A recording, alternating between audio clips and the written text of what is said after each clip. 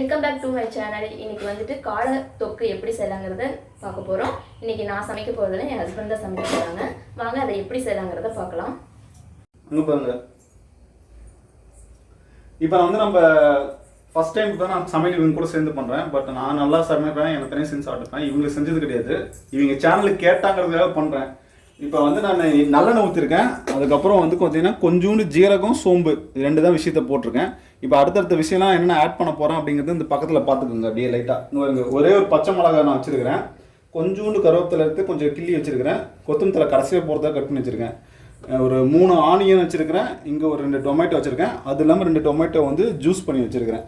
So இப்போ வந்து நமக்கு எண்ணெய் காஞ்சிருச்சு, ஜீரக சோம்பு வந்து ரெடி ஆயிடுச்சு. இப்போ நான் வந்து பச்சை மிளகாவை ஆட் பண்ணிவிட்டு கருவேப்பிலை பச்சை மிளகாய் 2 ஆட் பண்ண போகிறேன். இப்போ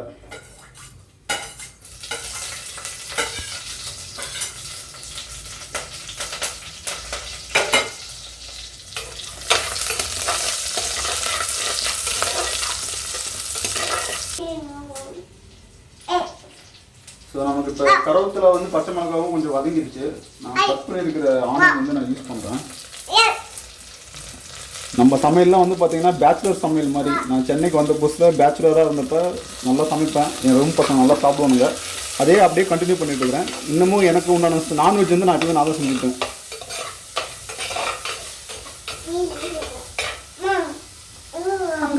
லைட்டாக வந்து நான் வெங்காயத்தை தாளிக்கிறதுக்காக லைட்டாக கொஞ்சம் உப்பு ஆட் பண்ணிக்கிறேன். ஏன்னா சீக்கிரமாக இது வெங்காயம் வந்து வதங்கணும். அதனால் லைட்டாக உப்பு ஆட் பண்ணிக்கிறேன். நான் ஒரு 2 மினிட்ஸ் இருக்கட்டும், நம்ம வதக்கலாம். கொஞ்சம் நல்லா இதாக இருக்கும், ஃப்ரையாக இருக்கும். இது ஒரு 1 நிமிஷம் ஆயிடுச்சு. நம்ம வெங்காயம் பாருங்க நல்லா வதங்கிடுச்சு. இந்த மாதிரி தான் ஆக்சுவலி வதங்கணும். நல்லா கொஞ்சம் ப்ரௌனிஷாகவும் இருக்கணும். உங்களுக்கு பார்க்கும்போது தெரியும் வெங்காயம் வதங்கிருக்கு அப்படிங்கிறது, பச்சைத்தன்மை இல்லாமல் இருக்கும். இப்போ நான் டொமேட்டோ ஆட் பண்ணிக்கிறேன் அதில்.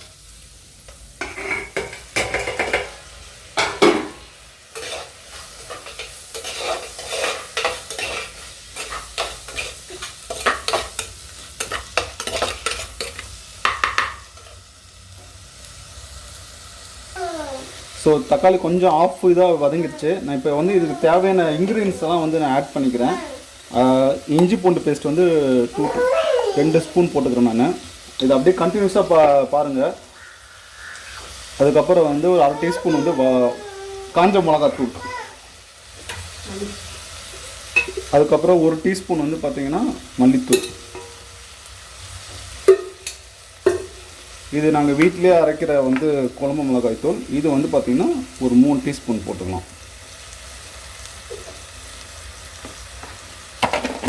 இதை வந்து நல்லா கொஞ்சம் மிக்ஸ் பண்ணிக்கலாம். இது நல்லா கொஞ்சம் வதங்கினதுக்கப்புறம் இப்போ நம்ம தக்காளி ஜூஸ் பண்ணி வச்சுருக்கிறோம். அடுத்து அதுதான் ஆட் பண்ணணும். ஃபஸ்ட்டு இது கொஞ்சம் மிக்சிங் நல்லா பண்ணதுக்கப்புறம் நம்ம ஆட் பண்ணிக்கலாம்.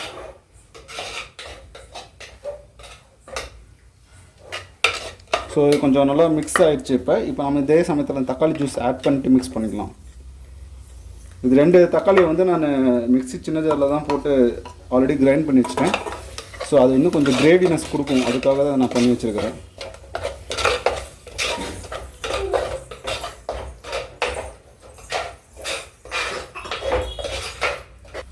ஸோ தக்காளி ஜூஸோட அந்த நம்ம போட்ட மசாலா இஞ்சி பூண்டு பேஸ்ட்லாம் கொஞ்சம் நல்லா கொஞ்சம் மிக்ஸ் ஆகிருக்குது. இப்போ லைட்டாக நான் 1 கிளாஸ் தண்ணி ஊற்றிக்கிறேன். நான் தண்ணி ஊற்றிட்டு கொஞ்சம் மசாலாஸ் இன்னும் கொஞ்சம் நல்லா பாயில் பண்ணலாம், நல்லா கொதிக்கிட்டோம். அதுக்கப்புறம் பார்த்திங்கன்னா இப்போ நம்மளோட காடை வந்து பார்த்திங்கன்னா நான் மேக்னேட் பண்ணி வச்சுருக்கிறேன். ஸோ 4 காடை முழுசாக வாங்கியிருக்கோம். 4 காடையை வந்து பார்த்திங்கன்னா 4 பீஸாக கட் பண்ணியிருக்கோம். இதில் வந்து பார்த்திங்கன்னா என்னென்ன போட்டு நான் இது பண்ணியிருக்கேன்னா தயிர், மஞ்சத்தூள், காஞ்ச மிளகாத்தூள், லெமன். ஸோ இது மட்டும்தான் போட்டிருக்கேன். போட்டு நல்லா மிக்ஸ் பண்ணி ஒரு கிட்டத்தட்ட ஒரு 2 ஹவர்ஸ் இருக்கும். இது நாங்கள் ஃபஸ்ட்டே வந்து ஸ்டார்ட் பண்ணி வச்சுட்டேன். ஏன்னா எதுக்காகனா அப்போ தான் வந்து அந்த காடைக்குள்ளே வந்து நல்லா மசாலா இறங்கி ஜூஸியாக டேஸ்ட்டாக இருக்கும், அதுக்காக இது.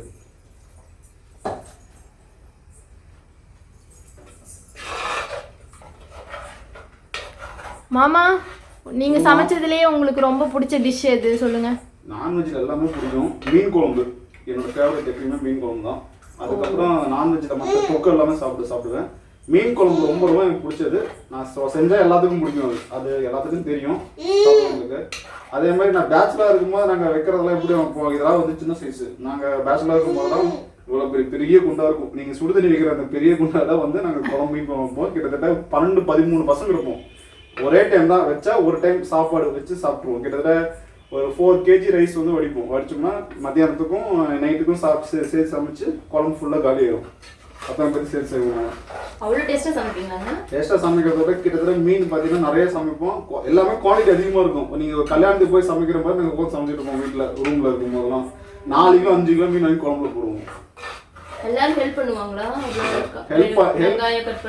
ஹெல்ப் பண்ணாமலாம் யாராலையும் பண்ணவே முடியாது. எல்லா பசங்களும் 13 பேரும் வேலை செய்வோம். நாங்கள் அப்போதான் ஃபாஸ்ட்டாக சமைச்சு செஞ்சு சாப்பிட முடியும். நாங்கள் அப்போதான் அந்த 13 பேர் சாப்பிட முடியும்.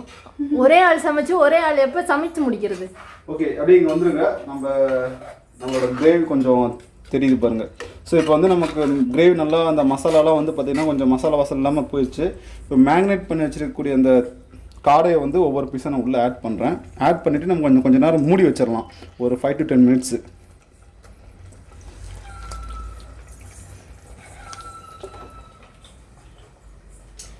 இன்னைக்கு செம்மையாக சாப்பிட போகிறோம் நாங்கள் தோசைக்கு காடை தொக்கு. ஆல்ரெடி எங்கள் வீட்டில் நான்வெஜ் எடுத்தாலே இப்படி தான் சமைப்பார். நல்லா இருக்கும், செம்மையாக இருக்கும் டேஸ்டெல்லாம். எனக்கு அதனால தான் நான் இவங்களை வந்து இன்னைக்கு சமைக்க சொன்னேன். நான் உங்கள்கிட்ட காட்டுறதுக்கோசரம். வாசமே செம்மையாக இருக்குது. இன்னைக்கு நாங்கள் ஒரு பிடிக்க போகிறோம்.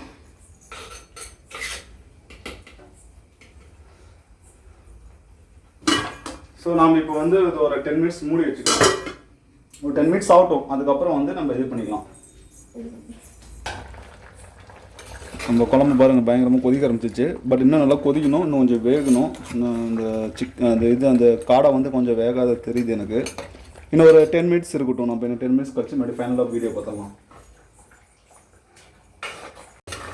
ஸோ தொக்கு நமக்கு ரெடி ஆயிடுச்சு. இப்போ ஃபைனல் டச்சான நம்ம கொத்தமல்லி தலையை வந்து மலை சாரல் போல் அப்படி போட்டுக்கலாம். நம்ம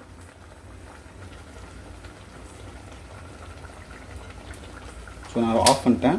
நம்ம சட்டியில் வச்சுருக்கிறதுனால என்ன ஆகும்னா ஆஃப் பண்ணாலும் ஒரு 2 minutes வந்து கொஞ்சம் அந்த ஹீட் இருக்கும், அது பாயில் ஆகிட்டே இருக்கும். அவ்வளோதான், நம்ம ரெடி ஆயிடுச்சு. அடுத்து நம்மளோட ஃபைனல் டச்சான தோசையோடு உட்காந்து சாப்பிட்டா நம்மளோட குழம்பு ரெடி. தொக்கு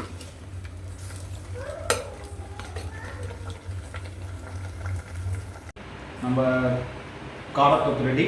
தோசை வித் காடத்தொக்கு. பாப்பாவுக்கு ரொம்ப பிடிக்கும்னு நினைக்கிறேன். அவள் இன்ட்ரெஸ்டாக இருக்கா.